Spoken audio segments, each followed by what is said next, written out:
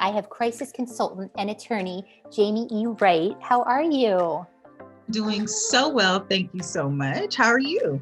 I'm hanging in there for a Friday. I'm so happy that you're here because there's so much going on. I'm so excited to have you. So you are a highly sought after millennial lawyer and crisis communicator from Los Angeles. I mean, you've just done so much. You've been on so many shows, giving legal advice, insight on the law. So I know we're going to talk a little bit today about the law, right? Because it's changed and there's a lot of legalities for small businesses. Right. In an age of COVID, I kind of want to just hit on 3 points. And so the first one is, I want my small business owners to have a leave plan. Consult counsel that can explain to you the differences in the paid leave in the state and federal.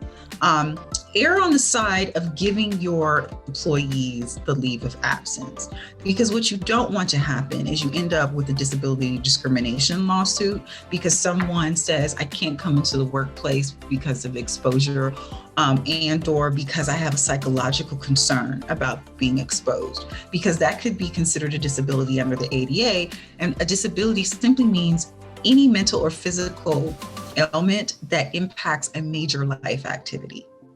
The other thing that I tell my small businesses is that the law as of January 1 of this year changed. You have an affirmative duty to explain to your employees and contractors that there has been a COVID outbreak in your facility.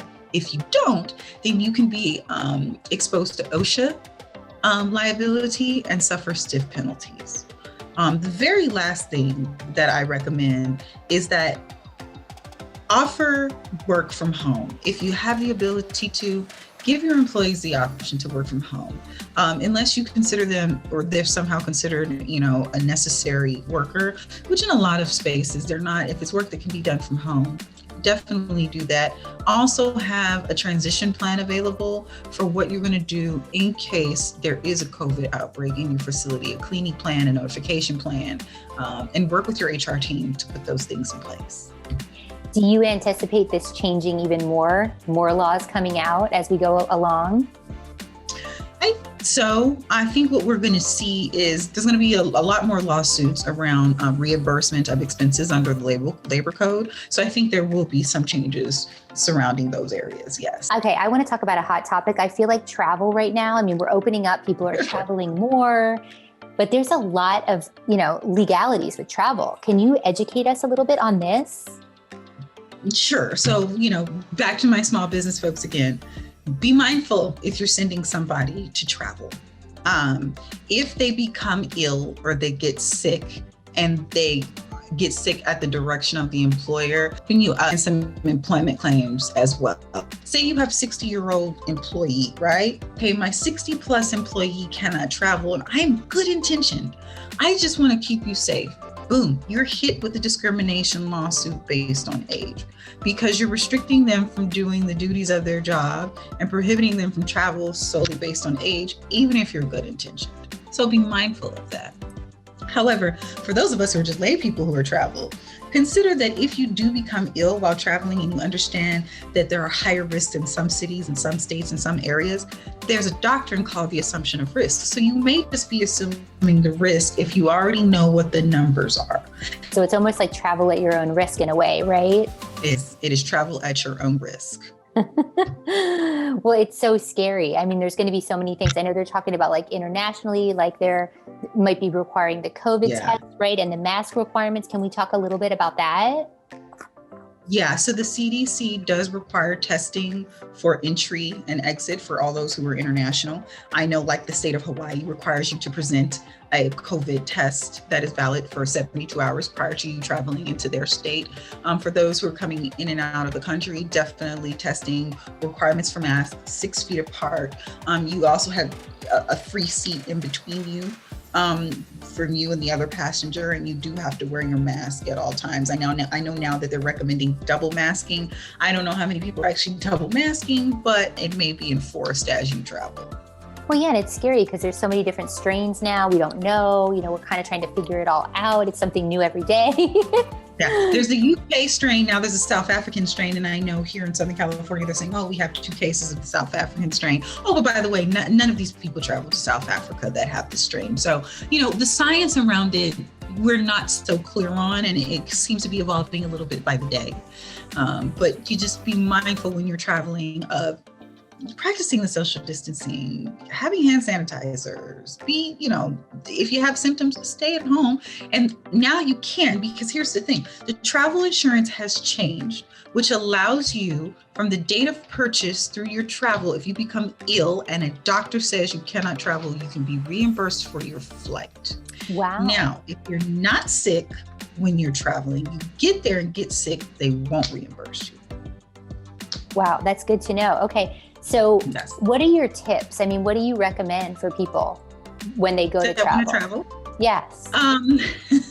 Try to avoid traveling to hot spots, right? Hotbeds for COVID.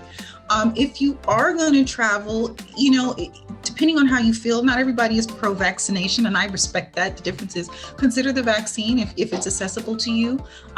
The other thing is when you go to one of these places, say you're traveling from California to Boston, read their guidelines for what they require for you to travel there. Purchase travel insurance. It is worth the extra money so you can cancel that expensive flight if need be. Okay, so I have a question for you. What about like Airbnb stuff? Is there anything going on with that? It is. So I know if you travel, like say to Big Bear, you have to have a reservation way in advance before you come. That's for those who are allowing people to actually stay in their facilities. For the Airbnbs, that's going to be interesting for those who own those places. If you go to the Airbnb, you can prove beforehand you did not have COVID. You go to the Airbnb, then you get sick. I would recommend, if I was an Airbnb owner, for you to prove to me that you have not been exposed to COVID within 72 hours prior to you coming there. It doesn't take much. You can go to a testing site, and if you have insurance, they'll cover it. So I want to know, because you're, such an inspiration. How do you do everything? How's it going for you? It's going well. I will, I'm happy to share. I actually had COVID at the beginning of the year. My son and my husband, neither of them got sick. Mom and dad didn't get sick. No one got sick. I go to a traditional Chinese medicine doctor. So I took, I'm also very healthy. So I take a lot of vitamin D. So after about 7 days, I tested negative. The smell and taste took a while to come back. So how I balanced it during that week is I took the time to engage in a lot of self-care. I pushed all my meetings back. I informed my clients. I said, I'm under quarantine, so I can't do these things. And I have a great support. We're retired. Now that I'm well, I use the support of a nanny. I balance my schedule really well because I used to be one of these people who worked 80-hour weeks. But in order to have the fullness of life, you just have to take time to take care.